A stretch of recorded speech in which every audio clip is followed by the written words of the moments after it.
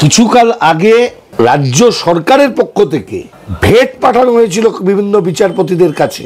৩০-৩৫ জন সম্ভবত সেটা নিয়েছিলেন। আপনি ক্যামেরার সামনে অভিযোগ করছি তো, এবং এটাও বলছি তৎকালীন যিনি প্রধান বিচারপতি ছিলেন প্রকাশ শ্রীবাস্তব, তিনি সেটা রিফিউজ করেছিলেন, নিতে অস্বীকার করেছিলেন। এই ভেট পৌঁছেছিল, রাজ্য সরকার এটা করেন। এই প্রবণতা কি এখনো চলছে বলে আপনি মনে করেন? আমি এ নিয়ে কোনো মন্তব্য করব না, কিন্তু বিচার ব্যবস্থাকে প্রভাবিত করার চেষ্টা তো নানাভাবে হয়েছে। নমস্কার, আপনারা দেখছেন শিবম দাসের ইউটিউব চ্যানেল, আর আমি শিবম।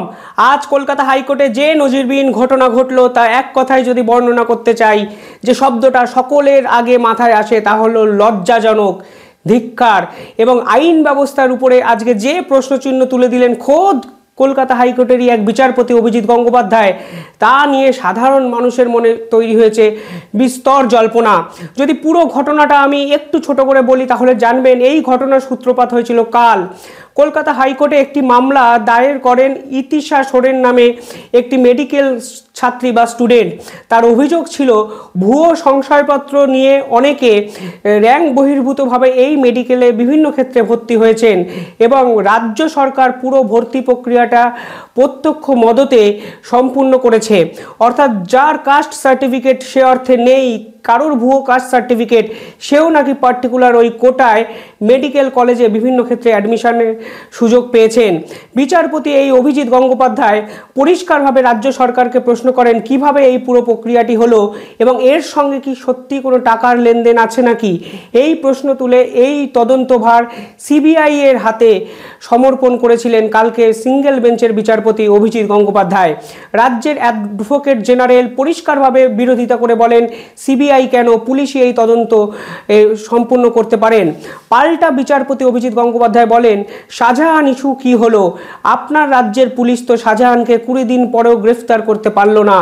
রাজ্যে পুলিশের উপরে আর আদালত ভরসা করে না, ফলে ইমিডিয়েটলি এই পুরো তদন্ত প্রক্রিয়া সিবিআই এর হাতে সমর্পিত করলো সিঙ্গেল বেঞ্চ, এবং সিবিআই এ বিষয়ে এফআইআর রুজু করতে পারবেন।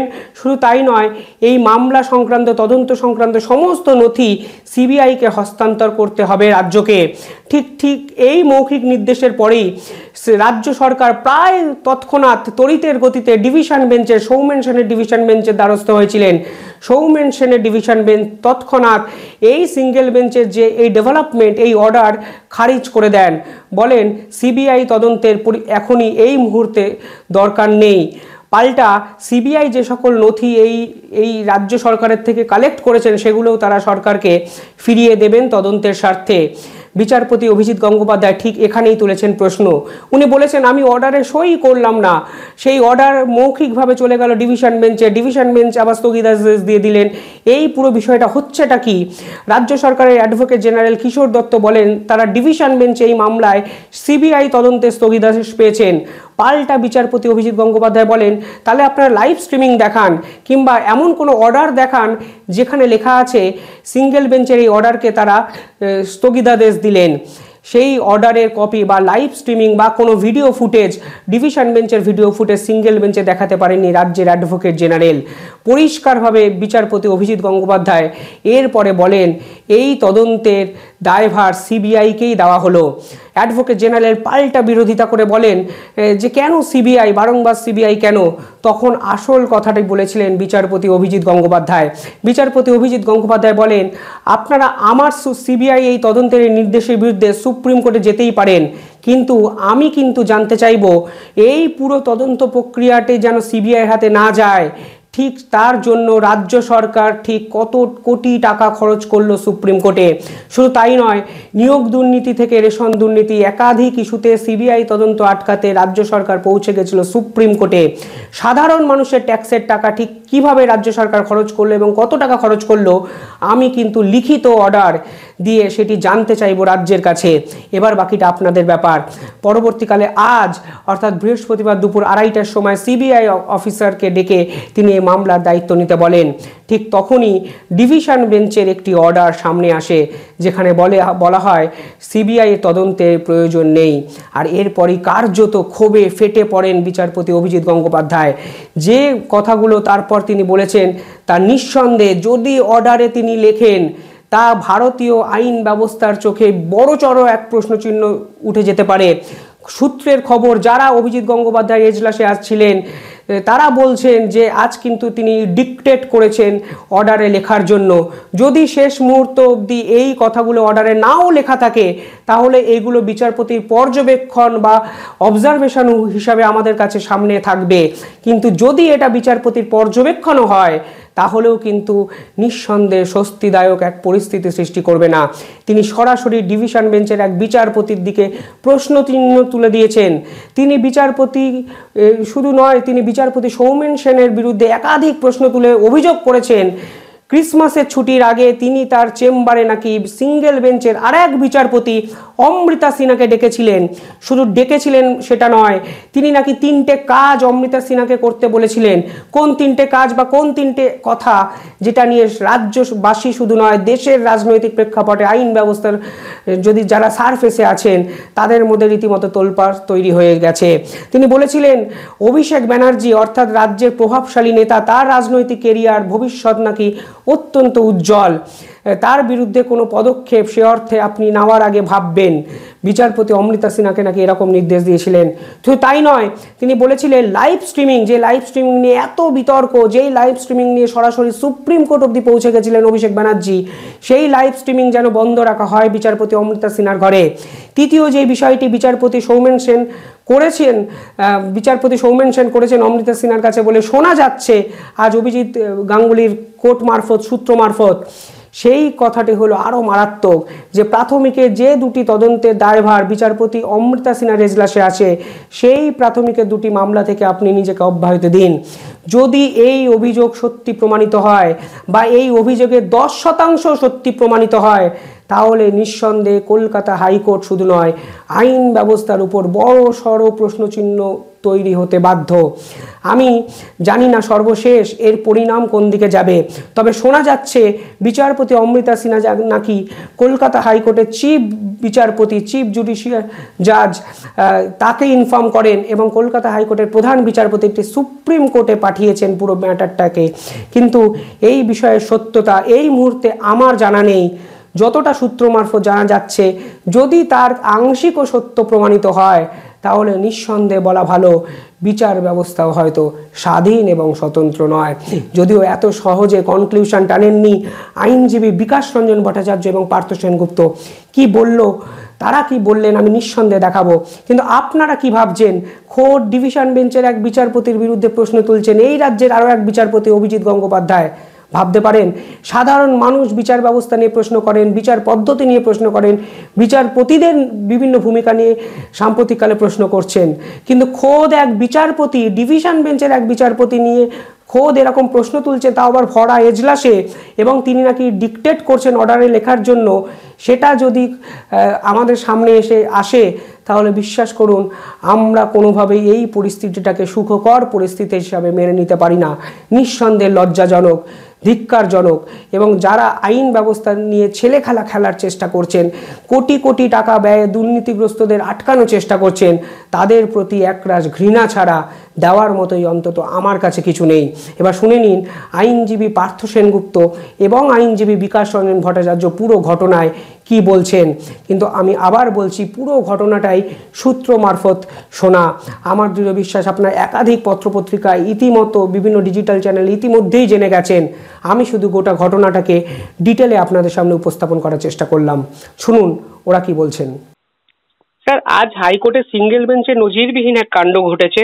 বিচারপতি অভিজিৎ গঙ্গোপাধ্যায় সরাসরি ডিভিশন বেঞ্চের এক বিচারপতিকে নিয়ে প্রশ্নচিহ্ন তুলেছেন, যে উনি সিঙ্গেল বেঞ্চের বিচারপতি অমৃতা সিনহাকে ডেকে বিভিন্নভাবে বিভিন্ন কথা বলে প্রভাবিত করার চেষ্টা করেছেন। পার্টিকুলারলি এইটা নিয়ে আপনি কি বলবেন? দেখুন, ঘটনার সত্যতাটা তো আমি জানি না, ফলে যা কিছু মতামত দিতে হবে সেটা আপনি যা বলছেন সেটাকে সত্য ধরে নিয়ে। সেখানে আমার বক্তব্য পরিষ্কার যে এই ডিভিশন বেঞ্চ আর সিঙ্গেল জাজ এই দুটোর মধ্যে একমাত্র পার্থক্য হচ্ছে সিঙ্গেল জাজের থেকে ডিভিশন বেঞ্চে অ্যাপিল হয়, কিন্তু ডিভিশন বেঞ্চের কোনো জাজ সিঙ্গেল জাজকে ডেকেই কিছু বলেছেন এটা ভাবতে কিন্তু আমার খুব অসুবিধা হচ্ছে যে এটা হয় না। ডিভিশন বেঞ্চের জজ ডেকে সিঙ্গেল জাজকে কোথাও প্রভাবিত করার চেষ্টা করতে পারেনও না করেছে ভাবলেও আমার খুব দুঃখ লাগছে। তবে আপনি বলছেন একজন বিচারপতি তিনি ওপেন কোর্টে নাকি কথা বলেছেন, এটা যদি সত্য হয় জুডিশিয়ারির পক্ষে অত্যন্ত দুর্ভাগ্যজনক। স্যার শুধু তাই নয়, যে অভিযোগ উঠেছে কোনো এক রাজ্যের প্রভাবশালী নেতাকে জড়িয়ে বলা হচ্ছে তার বিরুদ্ধে পার্টিকুলার কোনো অর্ডার দেওয়া যাবে না, লাইভ স্ট্রিমিং করা যাবে না, এই ধরনের কেউ ডিকটেশন দিয়েছেন এবং এর বিরুদ্ধে হাইকোর্টের প্রধান বিচারপতির দ্বারস্থ হয়েছেন সিঙ্গেল বেঞ্চের বিচারপতি। এগুলো বললাম যে এগুলো ঘটনা যেগুলো নাকি লোকচক্ষুর অগোচরে আছে।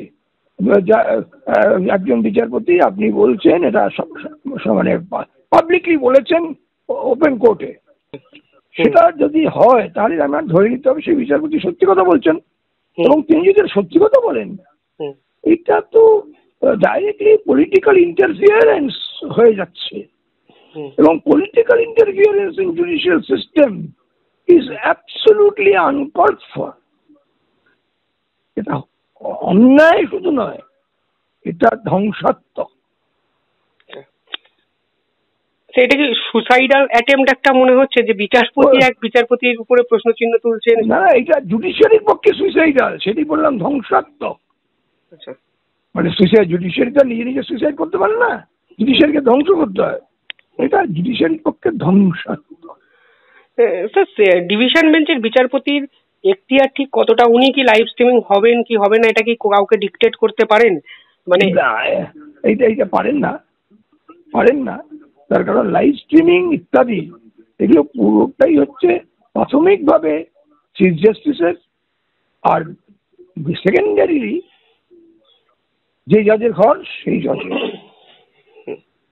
তিনি করতে পারেন বা করতে পারেন না সিদ্ধান্ত নেবেন। স্যার বিচার, হ্যাঁ বলুন স্যার, বিচার ব্যবস্থা কি রাজনীতি দ্বারা আক্রান্ত হচ্ছে বলে আপনার মনে হচ্ছে? মানে সাধারণ মানুষ এটা কি ভাববে? আমিও তো সাধারণ মানুষ বলে আমি ভাবছি যে মানুষ তাকিয়ে থাকে বিচারপতিদের দিকে ন্যায় বিচার পাওয়ার জন্য, কিন্তু বিহাইন্ড দি স্ক্রিন এই অভিযোগগুলো সত্য হয় তাহলে সেটা বিচার ব্যবস্থার প্রতি সম্পূর্ণ অনাস্থা এনে দেবে।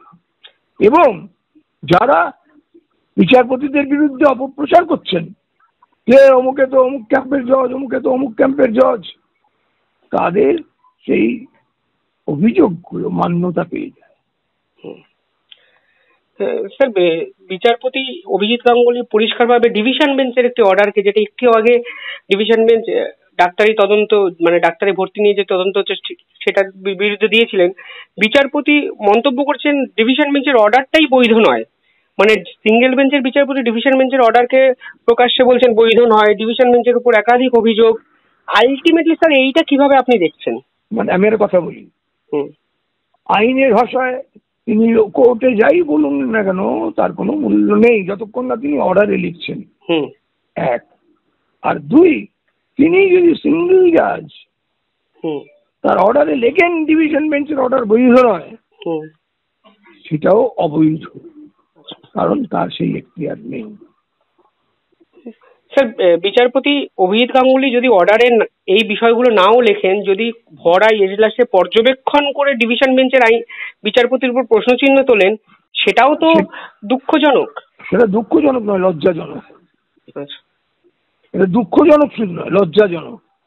তার কারণ একজন বিচারপতিকে আরেকজন বিচারপতির সম্বন্ধে প্রকাশ্যে ভরা এজলাসে অভিযোগ করতে হচ্ছে, এটা যদি হয় কালকে সাধারণ মানুষও বিচারপতিদের সম্বন্ধে এই জাতীয় অভিযোগ করার সাহস সঞ্চয় করে তুলবে। স্যার আইনত স্যার ডিভিশন বেঞ্চের বিচারপতির এই অভিযোগ যদি সত্যতা প্রমাণিত হয়, তাহলে আইন কি বলছে এবং সুপ্রিম কোর্ট ঠিক কতটা এই বিষয়ে পদক্ষেপ করতে পারেন বলে আপনার মনে হয়?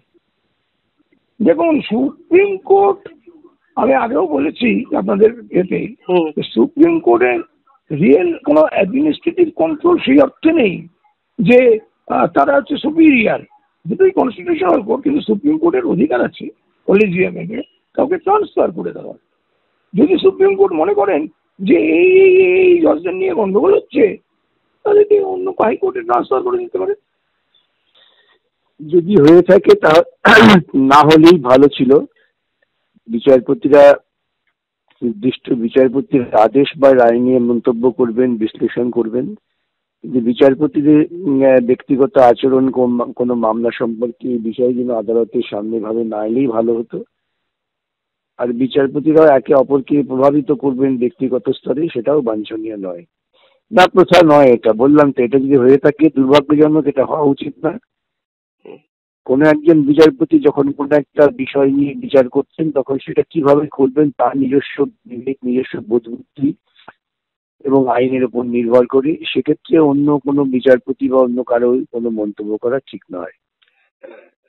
স্যার এক্ষেত্রে এক্ষেত্রে সাধারণ মানুষের এই বিচার ব্যবস্থার প্রতি ফের একবার সন্দেহের একটা জন্ম হলো এবং সাধারণ মানুষের মনে বিচার ব্যবস্থা নিয়ে বড় প্রশ্নচিহ্ন উঠে যেতে বাধ্য।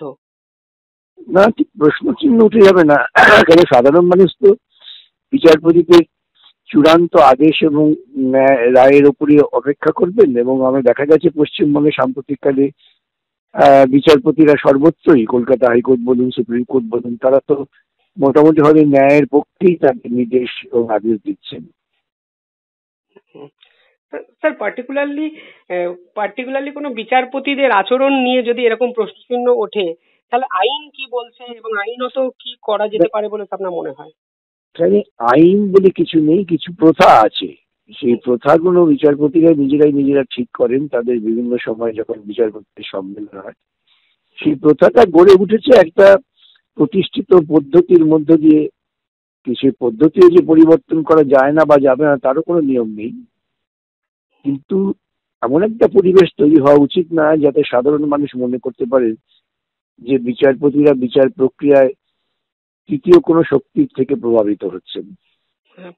স্যার একাধিকবার আপনি আমার ইন্টারভিউতে বলেছিলেন যে কিছু তথ্য আপনাদেরও কানে আসছে, এই তথ্যগুলো যদি আদতে সত্যি হয় এবং কোন তথ্যের কথা স্যার আপনি ইঙ্গিত করেছিলেন, এবং বিচার ব্যবস্থা নিয়ে হাইকোর্টে যে তথ্য কানাঘুষো শোনা যায় বিভিন্ন ক্ষেত্রে, সেটা কতটা ভয়ঙ্কর এবং ক্ষতিকর দিকে যেতে পারে? না, ভয়ঙ্কর ক্ষতিকর আমি ঠিক ওই মাত্রায় বিষয়টাকে তুলতে চাই না, কিন্তু এগুলো না হওয়াই ভালো। এটা সত্ত্বেও বিচারপতিরা যে হঠাৎ করে কোনো তৃতীয় ব্যক্তির প্রভাবান্বিত হবেন সেই বিশ্বাসও আমি করি না। কেন আমি হাইকোর্টের বিচারপতিদের দেখেছি, তারা স্বাধীনভাবে নিরপেক্ষভাবে তাদের বোধ অনুযায়ী বিচার করার চেষ্টা করেন। তৃতীয় কোনো ব্যক্তির দ্বারা প্রভাবিত হন না, কিন্তু প্রভাবিত করার চেষ্টা করা হয়, সেটাই দুর্ভাগ্যজনক। স্যার শাসক দল বিচারপতিকে প্রভাবিত করার চেষ্টা করেছে এরকম অভিযোগ বিভিন্ন ক্ষেত্রে যখন ওঠে, তখন এই বিষয়টা নিয়ে আপনি কি ভাবছেন এবং শাসক দলের ভূমিকাটাই বা কতটা এখানে গুরুত্বপূর্ণ? 2011 মমতা ক্ষমতা আসার পর থেকে আমরা দেখেছি এই রাজ্যে একটা নতুন নিম্ন রুচির ধারাবাহিকতা চালু হয়েছে, যেটা বিচারপতিদের তারা ভয় দেখাবার চেষ্টা করে। মনে থাকতে পারে যে মমতা ক্ষমতা আসার পরেই বিধানসভায় বলেছিলেন যে টাকা দিয়ে রায় কেনা যায়। তিনি একটি সভায় বিচারপতিকে উদ্দেশ্য করে বলছেন যে আপনারা দেখবেন। এই সমস্ত কথা ওদের যারা দুর্ভাগ্যজনক ভাবে আইন পেশার সঙ্গে যুক্ত, ওদের অনুগামী যারা আছেন, তারাও নিজস্ব সৌজন্যের সীমা অতিক্রম করে বিচারপতিদের বিরুদ্ধে গালমন্দ, পোস্টারিং, ঘর আটকে রাখা, বয়কট করা, এই সমস্ত অবাঞ্ছিত প্রক্রিয়া চালু হয়েছে মমতা ক্ষমতা আসার পর। কেন, মমতা তো পশ্চিমবঙ্গের প্রতিটা যে গুণমানের দিক ছিল সর্বক্ষেত্রেই কলঙ্ক লেপন করিয়েছেন এবং সেটা বিচার ব্যবস্থার ক্ষেত্রে উনি করার চেষ্টা করেছেন। এটা চূড়ান্ত দুর্ভাগ্যের পশ্চিমবঙ্গবাসীর পক্ষে যে পশ্চিমবঙ্গবাসী এরকম যে শাসক দলকে জেনে হোক বা না জেনে হোক ভোট দিয়ে ক্ষমতায় এনেছেন।